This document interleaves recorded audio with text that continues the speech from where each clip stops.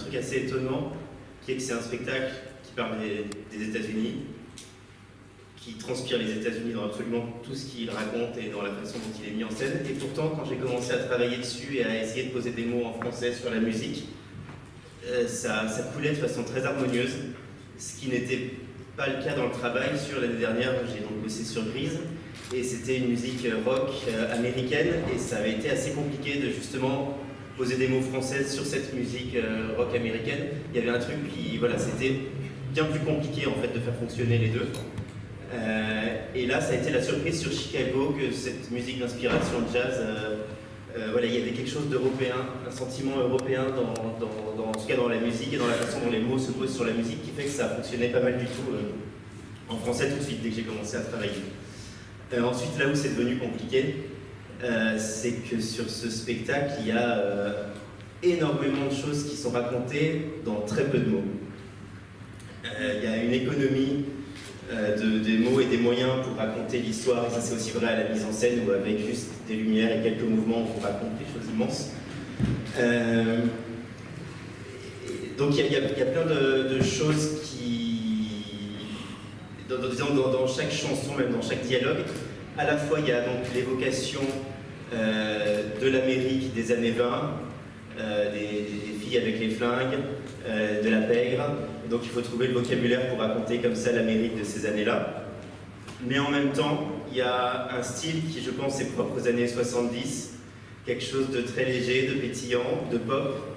Il y a beaucoup de mots d'une syllabe qui se retrouvent en fin de vers sur les chansons, qui donnent comme ça un côté enlevé, mais qui sont infernales pour trouver un équivalent en français. Et il y a évidemment également la façon dont les mots, la musique et les mouvements de Anne ne font qu'un. Et se rencontrent sur des points, sur des espèces de points de synchronisation comme ça, constamment, tout le temps.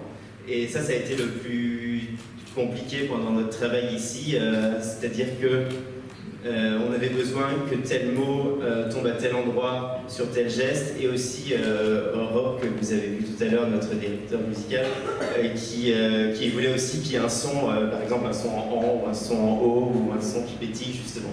Et donc voilà, il y avait une façon comme ça de faire concilier toutes ces choses-là en français.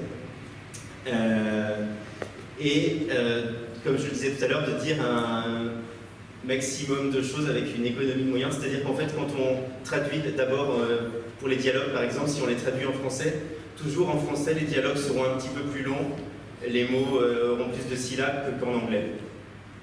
Et donc là quand on a commencé à travailler les scènes des dialogues, Tania, notre metteur en scène, m'a très souvent demandé d'aller à l'essentiel pour avoir quelque chose de plus percutant et pour retrouver le rythme de la version anglaise. C'est un spectacle qui repose énormément sur le rythme. En fait, souvent, même sous les dialogues, il y a l'underscore qui porte les échanges. Et les dialogues sont vraiment écrits constamment comme un ping-pong, et il faut que ça fuse. Et voilà, donc ça a été le gros de notre travail sur les dialogues, de retrouver l'efficacité de la version originale. C'est brillant. Pour entendre ça, ça sonne merveilleusement bien. On passe d'un style à un autre, ça peut être touchant. On peut passer de quelque chose d'un peu presque vulgaire sans être vulgaire, mais un peu vraiment de la rue, à quelque chose de très élaboré dans la seconde qui suit. Vraiment, Nicolas, bravo et merci.